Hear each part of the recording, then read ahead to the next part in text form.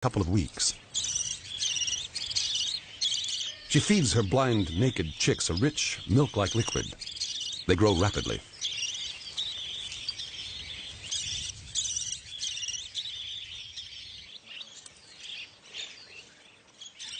Within 12 days, their wing feathers come through.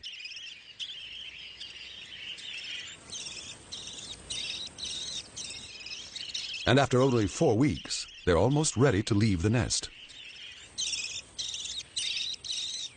Incredibly, these chicks will be ready to breed in just 60 days after hatching. It's a super quick turnaround to get the young out of the nest while the going is good. But it could be all over in an instant. At 6 feet, the Parenti is Australia's largest lizard.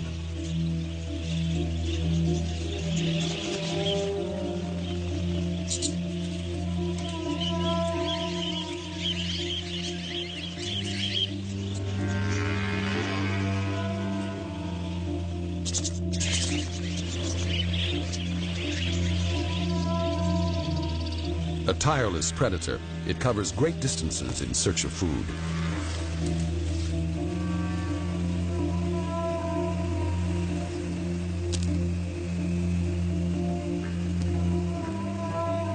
The Parenti tracks its prey by sight and by detecting scent molecules that it picks up on its tongue.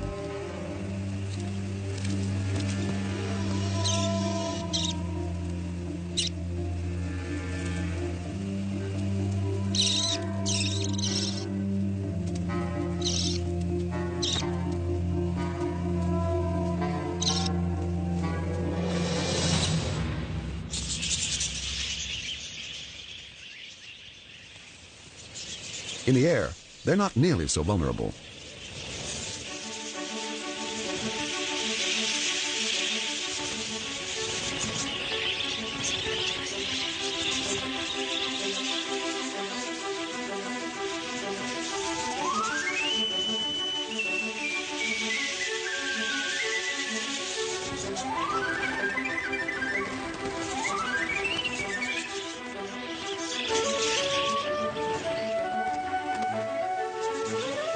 Synchronized squadrons fly low between the mulga trees.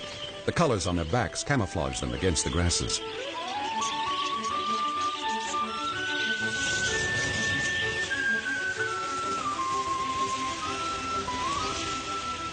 Where the budgies go, the birds of prey follow.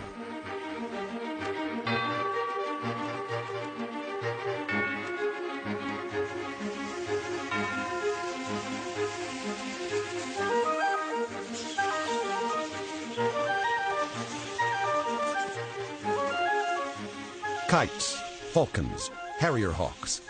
Each hunter looks for a weak link.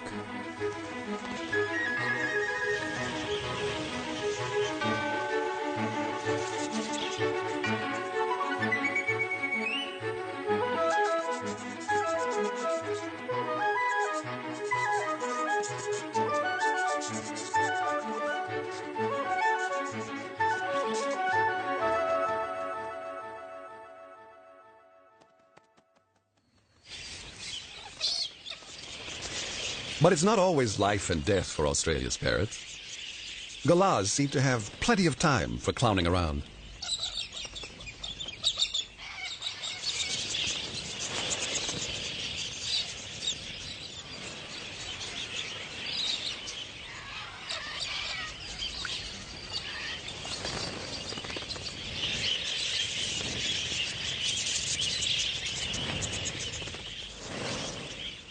In some years, budgies breed up into such numbers that they become, for a time, Australia's most numerous parrot.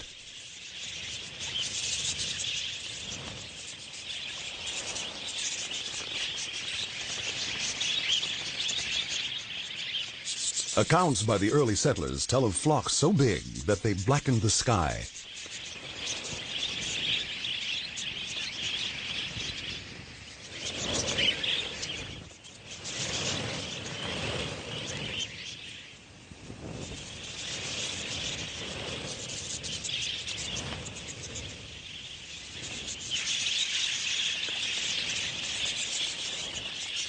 But the good times can only last for so long. And as the country dries out again, breeding comes to a halt. Having raised several generations, the budgies disperse, resuming their nomadic life in the desert, waiting for the next big rains. Whenever that may be.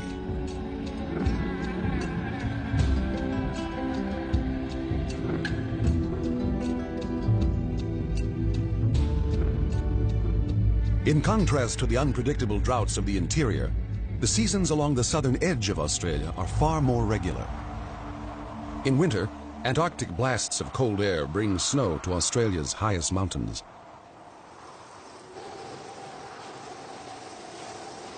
Wombats can forage in any weather.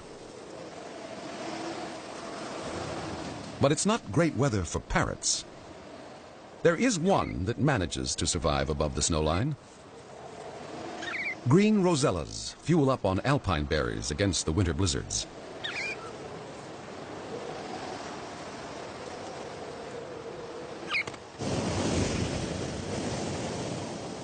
Down at sea level, the cold fronts bring gale-force winds, great for surfers, but treacherous for almost anything else.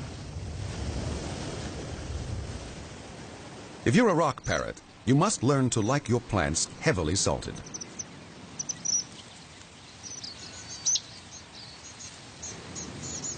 Living in the salt spray zone is not an easy life, but these hardy parrots are tough customers.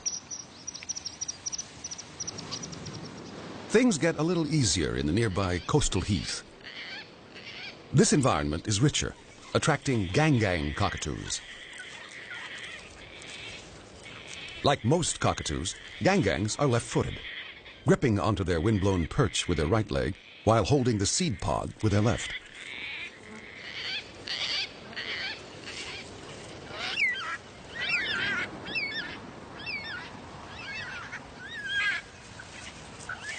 Yellow-tailed black cockatoos also favor their left foot when tackling the large seed-bearing cones of the Banksia tree. It's a tricky operation that combines brute force to slice through the tough exterior and a delicate touch to extract and shell the seeds that lie within. But the very plants that these parrots need to survive must be burned in order to regenerate. All this takes is a thunderstorm.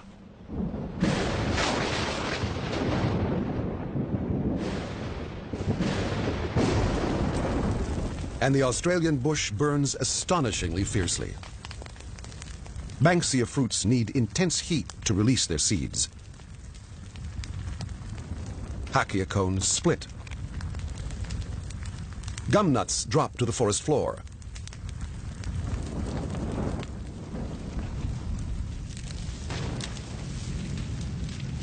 Oil in the eucalyptus leaves is as explosive as gasoline.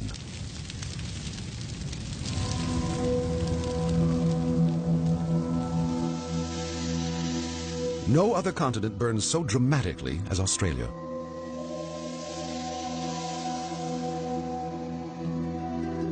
Some fires consume millions of acres.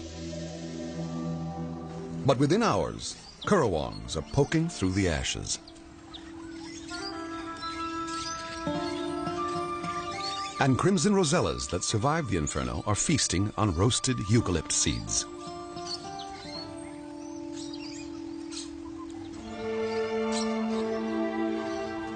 Just a few days later, eucalypts are sending out green shoots.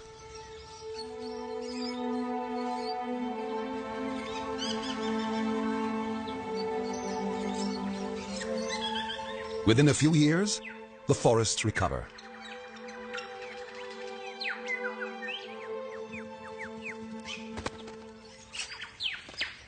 And there's plenty of food. So it's time for crimson rosellas to start breeding again.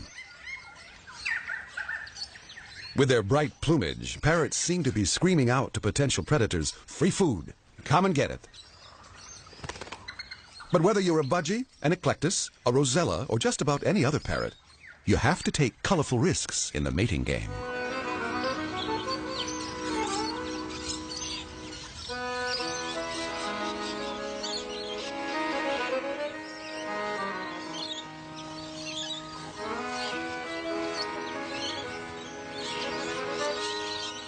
Sometimes you can have the best of both worlds. These gaudy birds are in fact safely camouflaged by their leaf-like shape and green backs.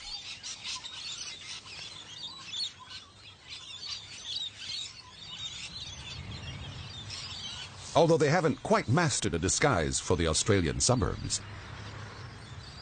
Ever since Australians started planting native trees in their cities, it's an all-you-can-eat buffet. And parrots happily accept the invitation. Some overstay their welcome. With too much time on its hands, this cockatoo pokes around an electric insulator. While the maniacal Corella will attack everything in its path, even tarmac. And then, the neighbor's lawn. But such destructiveness is minor compared with what they do to farmers. And cockatoos take full advantage of modern agriculture.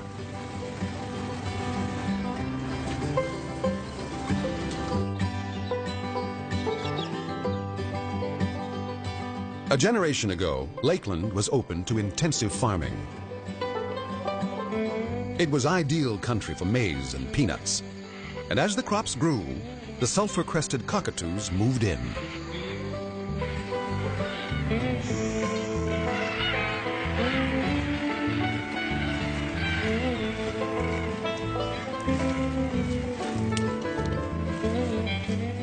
In just a week, the birds can inflict tens of thousands of dollars damage to the maize of farmer Darren Hoskins. Susie!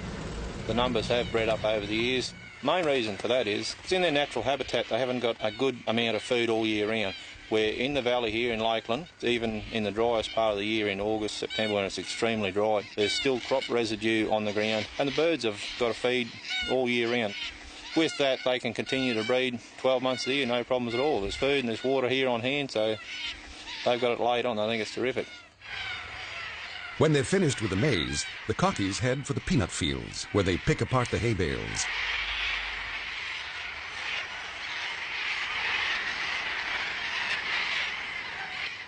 Red-tailed black cockatoos join in the fun.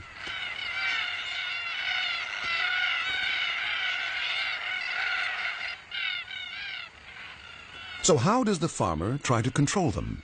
Basically just driving around and shooting at them with a high-powered rifle. Just the noise alone is enough to scare them, or even tooting the horn. But it's a full-time job for 2 to 3 months of the year, non-stop. Basically all you're doing is just driving around following the cockatoos from one paddock to another until the day warms up. It gets too warm for them, so they go back and roost in the trees. Then they come back again and commence their feeding. And then we commence to chase them again, which is bloody annoying.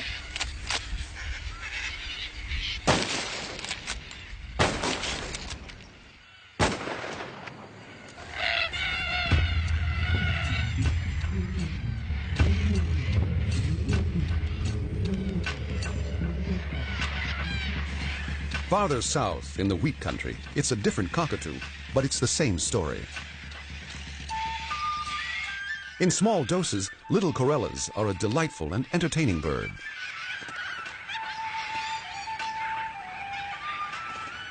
But when flocks of up to 30,000 marauding birds descend on your harvest, you can understand why a farmer might be a little upset.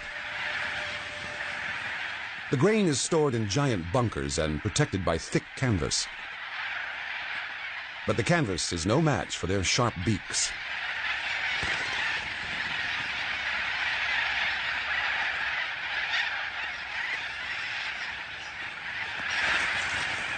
And having feasted on the main course, it's off to the nearest vineyard for a little dessert.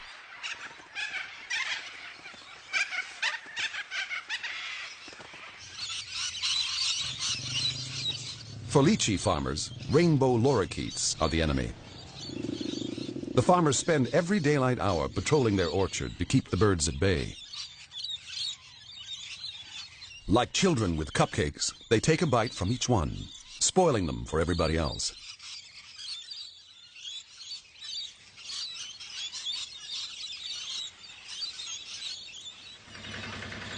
For the farmer, it's a race to see who gets to the ripest fruit first. And the birds are winning. But not all farmers are at war with parrots. A Queensland cattle station has become an unlikely refuge for a rare turquoise beauty, the golden-shouldered parrot. Last century, bird fanciers trapped these prized parrots and robbed their nests. This plunder left the species hanging on by a thread.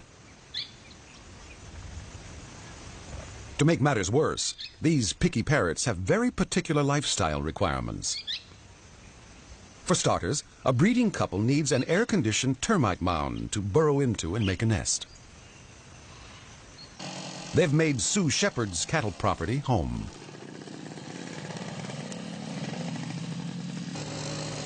And every breeding season for 30 years, she's been riding hundreds of miles, checking every mound for chicks.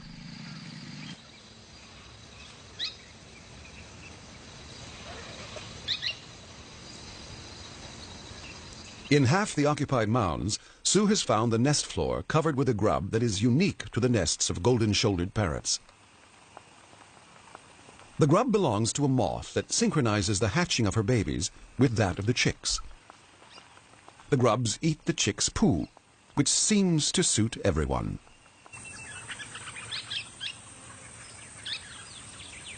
Meanwhile, the chicks' parents go out looking for food together. When they return, Dad flies to the mound to check that all is safe.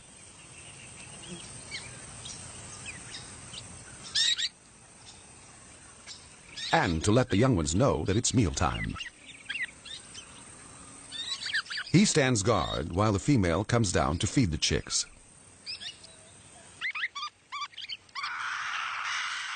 An exhausting schedule when your chicks need 4 or 5 meals a day.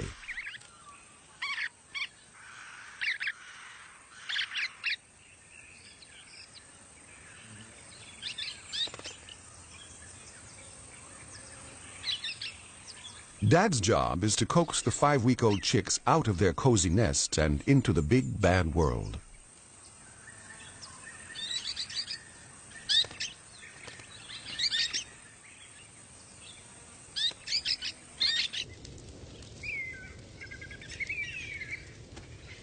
It's the dry season, which means it's hard for the young birds to find food in the thick grass. So Sue helps nature along, burning the bush and exposing the next meal.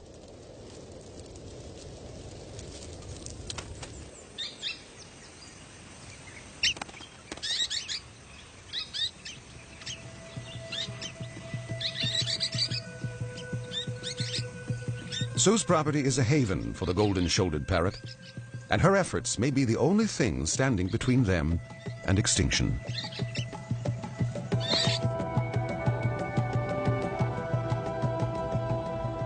Even farther north, in the remote woodlands of Cape York Peninsula, there's a parrot that's intrigued scientists for a century. Steve Murphy came here as a young biologist 10 years ago. His quest was to unlock the secrets of the world's most spectacular cockatoo, the palm cockatoo.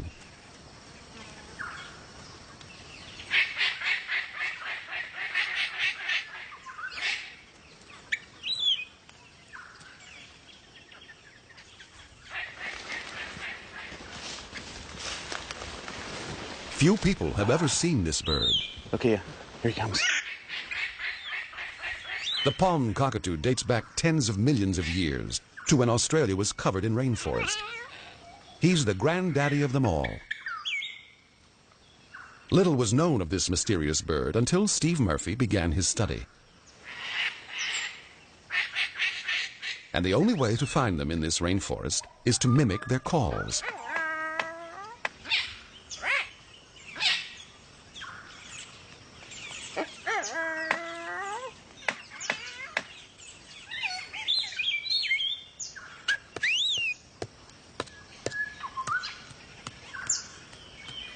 They've got a huge repertoire of calls that they use in display.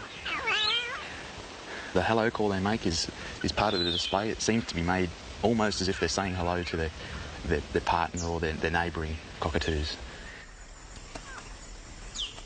Unlike other cockatoos, palm cockatoos don't live in flocks. they pair up with a mate and seem to stick with them for life. And they can live for up to 90 years. One cockatoo in captivity had her first chick at 54.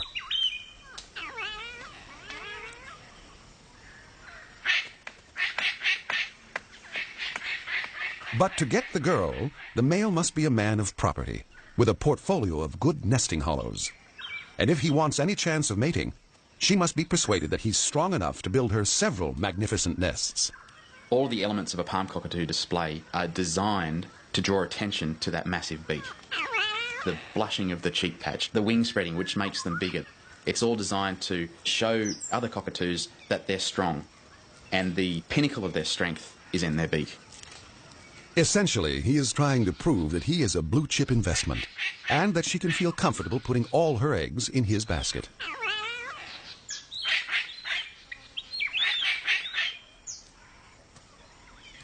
They join up every morning and afternoon at these nest hollows. And they catch up on the day's events, and it really does sound like you're listening to an old married couple sometimes. I mean, the analogy continues. It's just like humans and the pride that humans have in their houses. Palm cockatoos are exactly the same. But the most amazing display of all is when males bring back to the nest a small stick, and they actually drum on the side of the nest. Maybe it's because palm cockatoos live so long that they have time to learn so much. But it's a rare thing, anywhere in the animal world, to see a tool being used quite this deliberately. I think it's very likely that the female watches these drumming displays and can tell something about either the male or the nest tree at which he's performing. You know, there's something that she's picking up in the way that the drumming sound resonates inside the hollow. We don't really know, but, I mean, she watches very intently. The choosy males will try 2 or 3 different drumsticks before they settle on one they really like.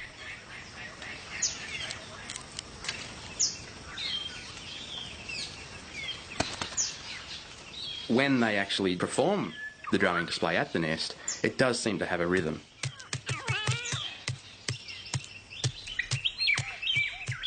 But when he's finished with it, he'll often sit at the edge of the hollow and splinter up the stick and add it to the nesting platform that's inside the hollow.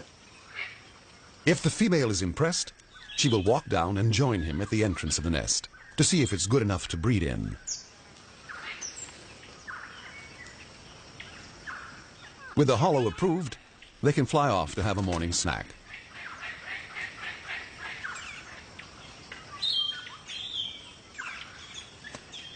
The local birds gather at trees that are fruiting. That really powerful beak that palm cockatoos have, which is by far the biggest beak of any of the cockatoos. It allows them to eat foods that other cockatoos and other animals in general just simply can't access. I think palm cockatoos are very intelligent. You've only got to watch a pair courting at their nest or a male fashioning a drumstick to realise that there is complicated thought going in that big head of theirs. Of course, these regal palm cockatoos are not the only clever ones. All parrots are smart. But these are the oldest, the closest living relatives of the ancestral cockatoos that first evolved in Australia some 20 million years ago. From these northern tropical rainforests, parrots began winging their way all across the continent, adapting to every corner of the country. There's no greater richness and diversity of parrots anywhere than here, in Australia, the land of Oz.